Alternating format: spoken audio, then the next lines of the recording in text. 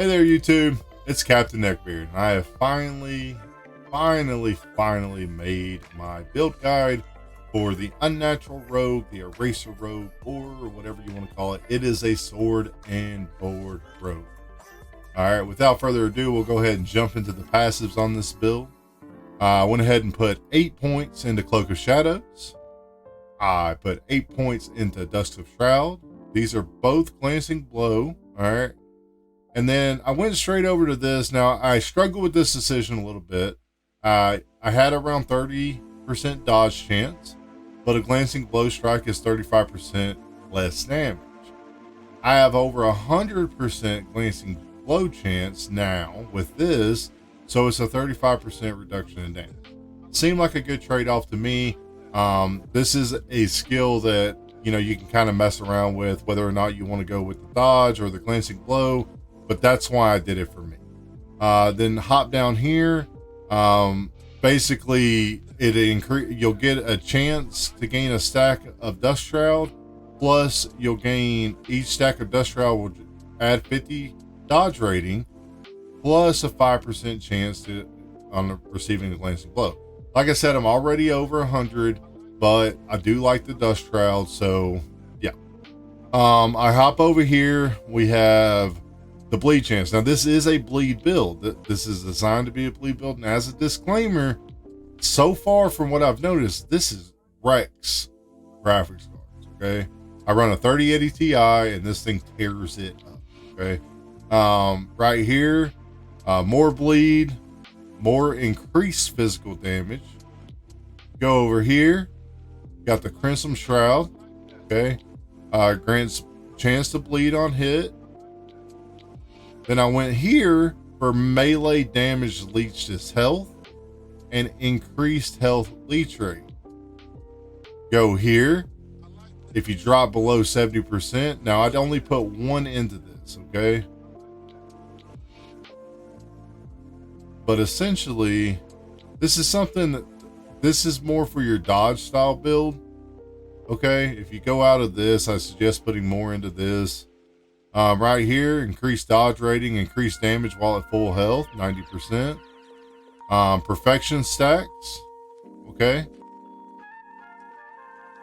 Then I went to confidence, and I only put one down here because all I wanted was the passive bonus. All right, then we'll hop over to Blade Dancer. This puts none into, we'll hop over to Rogue. I apologize. We have Swift Assassin. Okay, put 8 points into that. I put 8 into Steady Hand. And then this right here, you will increase to 8. I have not done it yet. This will be one that you increase to 8. Then you go to Evasion, more dodge, which for me is Glancing Blow. Then down here for Haste. Over here for more Glancing Blow and dodge. And then down here, whenever you have additional health and whenever you receive a Glancing Blow, you recover health. Now, that was the reason why I went the Glancing Blow route. This was the whole reason I decided more health gain, and I love it. All right, so that's why I went down that way right there, because I pretty much get a Glancing Blow every time, which means I get health anytime I get hit. Without that, now we'll hop over to the skills. So this is the Flurry, okay? You do want to go increase attack speed, and then you want to go to channeled. You want this to be a channeled ability, okay? Then, if you hop over here, more damage. Now, I only put 2 into that to go up to here, which increases Flurry's base critical chance. Put 2 into that. Hop down here. Now this, a lot of people question this. Flurry, so the way it works when it's channeled, it counts as a strike each time, okay? So, not when it's channeled. So, like, you would have to channel it 3 times for that third strike to matter, if that makes sense. So it doesn't count each time it's hitting in channeled. Instead, it would be each time that you use Flirt. But then, so that's the reason why we only put 1 right there. Then we hop down here. We got the Force Wave to get a little further range off of it. And then I put 2 to make them travel further. Okay. Now we'll come over here. Same thing here. First strike, second strike. The only reason why I put 2 into this was to be able to go to the next one. Damaging elements inflicted by flurry deal more damage. Okay. Now you're able to go a poison route. I did not choose a poison route, so I went down to the bleed. And bleed stacks inflicted by flurry have increased effectiveness, causing them to deal more damage. All right, so that is my flurry tree. As you can see, I'll leave it there for a moment so y'all can take a look over it all. Then we'll hop over to shurikens. All right, so shurikens is not something that you will actually cast manual. Shurikens is cast off of shift over here, but I went ahead and did it this way.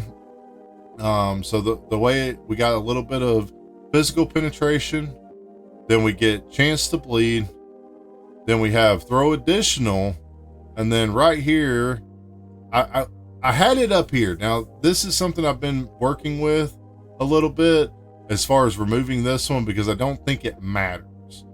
Just as a heads up, if I were to remove this one, I would throw another one right here. But either way, and then you go down here, they have a chance to pierce enemies. Okay. Increase attack speed, throw additional shurikens, blade shield. Now this is where it matters. Okay. You go here, then here. Some people, I've seen some builds that use this on this. I don't know that I've seen another sword board, but I've heard that they might be floating around. So if this is your build, just understand I'm not trying to take your build. This is just something I was messing around. So I went for blade shield, 60% duration, and then we'll go to shift. Now shift heals you, okay? Heals you for a portion equal to your dexterity, and then you throw shurikens when you shift, okay? This is why you never manually cast shurikens. Shift restores mana. That might, I'm going to play around with that shuriken shift a little bit. And if I do update this build, I will let you know in the comments. Shift restores mana on use. This amount is tripled when you're below half health. This is why you use shift frequently. And you'll see in the way that I do it, it is used very often. You're invulnerable while you're shifting.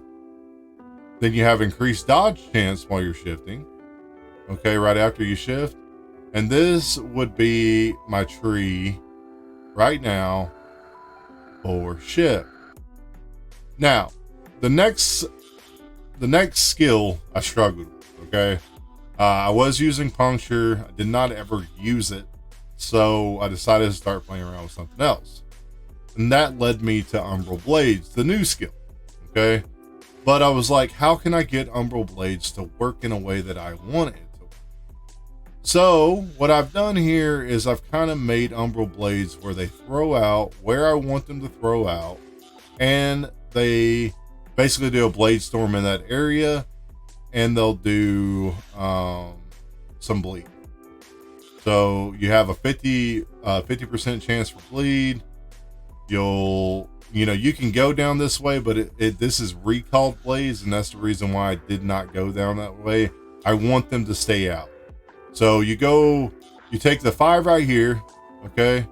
They have a chance to make enemy bleed and grant you haste for 1 second. All right. You go right here, chance for Dust Shroud. Go right here. You can now throw Umbral Blades at the target location, and the blades will deal more damage. Then I went down here to get more stacks. They deal more damage per Dust Shroud on me. Okay. Went over here, sword thrower. You now throw 1 large Umbral Blade with each throw. Okay. Over here, blades in the ground now create a blade storm that hovers and spins mid-air, hitting nearby enemies. Now it lasts longer, and then last but not least, it will home in on the enemies. Now it does not move fast, I will say that, okay? It's not fast enough to, in late game, it's not as fast as the enemies are coming at you. All right. And then last, this is more of a survivability skill that I've taken, smoke. The smoke cloud lasts longer. You deal increased melee damage while you're in it. You also leech a portion while you're in it. And then you're granted some Crimson Shroud while you're in it. So it just kind of increases that bleed chance for you. Okay, this is the route that I took with this. Then I come up here, glancing blow chance plus dodge rating, buff. So that every time you're granted a stack of Dust Shroud, then come over here. The Smoke Cloud grants stacks of Dust Shroud more frequently. And then last but not least, the Smoke Cloud now grants Dust Shroud to allies while inside. So I just took that for right now. I couldn't see a better place to put it for the time being. So that's the skills. I do have the build guide below, like as far as the build planner. If you want to take a look at some things there. Now we'll hop into the actual build and how I have it at the moment. Now I will say the planner is how I would like to have it. Okay. So I do use Woven Flesh. I did get a legendary potential one that I was able to get 49% increased dodge rating on it. Bastion of Honor. Corsair's Blood Cow. Now, this is one that I took the time to seek out, but I can say that you can exchange this one for a good Blood Cow. Now, you do want Blood Cow because it's 1.5. I think that's the highest it rolls. No, 2% is the highest it rolls. So 2% of damage leached is health on hit. You do want that leech. You want to stack leech. You want to stack bleed. That's, kind of where you're at with it. Bleeding Heart, this can be changed out. I looked at necrotic amulets for this one. I do really like taking a coral ring in this spot. This one, I suggest leaving it and try to get you a good LP on it. Okay. Maybe roll some resistances on it. Now I will say that Ravenous Void plus Bastion of Honor is a match made in heaven. You throw both of those together and you rarely ever drop below that threshold. So those two put together are great. Now, any of these, roll your resistances where you can, stack your resistances, okay? And then last but not least, Valdir's Chalice. This is kind of where it's at with the build, okay? This right here makes the build what it is. 2% of physical damage over time, leeches health, 20% health gained on kill per stack of bleed on the target. And you'll see here in a moment that bleeds stack up fast, okay? 45% chance to bleed on hit, 46% increased bleed duration. All these things put together, this is kind of like the cornerstone of this build. All right, and so this is kind of where we're at with it. With your idols, you do want to run the Nagasa. Okay, the Nagasa is very fast. It gives the increased melee physical damage plus increased dodge. So both of those put together, and if you can roll it right, you can get more bleed chance on it, more increased damage over time. This is not a perfectly rolled one. But anyways, we come up here. You want to run of fencing. I think it's a fencing. Let's see here. No. Yeah. Idle fencing. You want the increased damage over time plus the increased damage while wielding sword. Okay, for these, that's what you want on them. All right. And then for your majors, you want increased bleed chance. Plus there's, I think there's another one for this one. I can't remember but it's in the build planner down there, but there is a better version of these. Okay. I do look at that, but anyways, that's where it's at. I'll kind of show you the optimal way to run this build with the dummy here, and then I'll leave you off with a video of it being ran. So right here, the way we're going to run this is you're going to want to shift in, and you'll notice that the shurikens come in. All right, so shurikens will start attacking.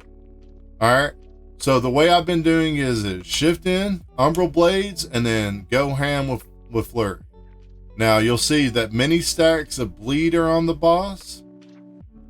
You'll get frailty. You'll get all the good stuff. If you notice that up there, okay? You can throw out 2 umbral blades, okay? Now, if you're going against the boss, okay, this is where it gets kind of tricky for people, but you want to constantly shift through the boss and come back and attack it. You want those shurikens to stay up, okay? Shift through, shurikens are up, keep them up, all right?